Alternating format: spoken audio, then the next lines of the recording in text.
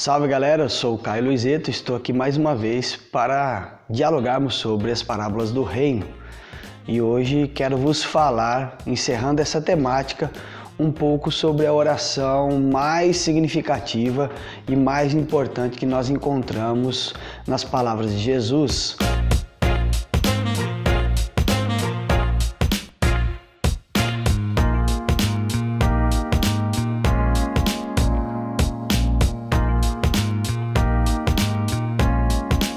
Vos fala a partir de Mateus, capítulo 6, verso 9. Diz assim o texto: Vocês orem assim: Pai nosso que estais no céu, santificado seja o teu nome, venha o teu reino e seja feita a tua vontade, assim na terra como no céu.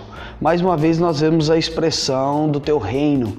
E é muito interessante nós pensarmos, e eu queria propor essa reflexão a você, no encerramento dessas pequenas devocionais que fizemos, queria vos propor o pensamento do reino. Há um ponto muito significativo para se pensar nesta oração, é que quando ele fala sobre venha o teu reino e seja feita a tua vontade, assim na terra como no céu, ele usa o termo reino mais uma vez. E apesar de não ser uma parábola sobre o reino de Deus ou o reino dos céus, ele diz que o reino de Deus é a realização da vontade de Deus. E é interessante pensar porque ao usar o termo reino no Evangelho de Mateus, ressuscita-se então uma memória judaica muito interessante, porque os judeus tinham uma certa apreciação pelo reino.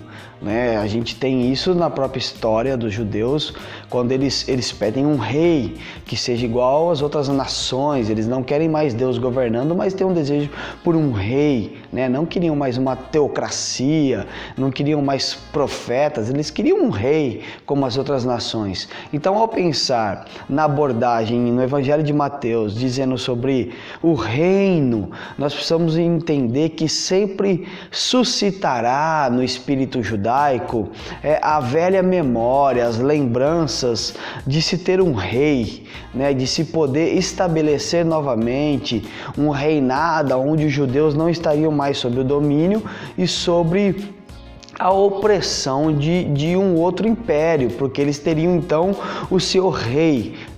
E a vontade desse rei se manifestaria na terra, assim como é no céu. Então, seria o reinado satisfatório. Eles estariam então debaixo agora de um domínio de um rei, do qual estabelecia uma relação com o seu povo harmoniosa. Seria agora o reinado sonhado, tão sonhado pelos judeus, A esperança da libertação judaica, de toda a opressão e de outros impérios, de outros governos. Então, toda vez que se refere ao reino, ele está dizendo isso, que agora, a vontade do rei, certo? Aquela que se estabelece no céu será também estabelecida na terra.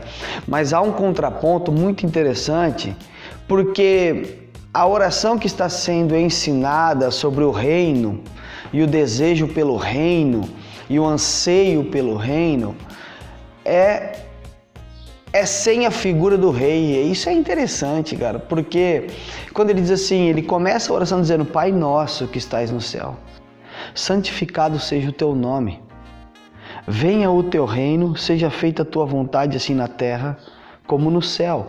Então, esta vontade que se realiza no céu, que se realize na terra também, que seja da mesma forma, o reino perfeito, harmonioso, onde o judeu estaria resguardado de toda opressão, de todo domínio. Mas Jesus acrescenta uma figura muito interessante, ele descaracteriza a figura do rei quando está falando na sua oração, e substitui a figura do rei pela figura do pai.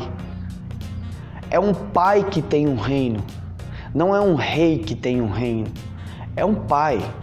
E a figura do pai não se consolida no exercício do seu reinado como um rei, porque o rei na tradição é aquele que também foi instrumento de opressão de um outro povo ou do próprio povo. O rei nunca foi a figura perfeita. Nunca foi a figura perfeita numa relação para com a sociedade. E Jesus acrescenta a figura do Pai reinando. Quem reina é o Pai, quem reina não é o rei. Apesar de poder ter todas as prerrogativas de rei e de reinado, a figura que reina é do Pai. E o Pai, quando reina, ele reina como Pai. E o Pai não oprime, o Pai não fere, o Pai não adoece, o Pai acolhe, o Pai partilha da vida, o Pai sara as feridas, o Pai não usa o seu povo como uma fonte de lucro, o Pai não é injusto, o Pai é misericordioso. Então, a figura do reino de Deus nos evangelhos, ela subtrai o rei e estabelece o Pai dentro de um reinado.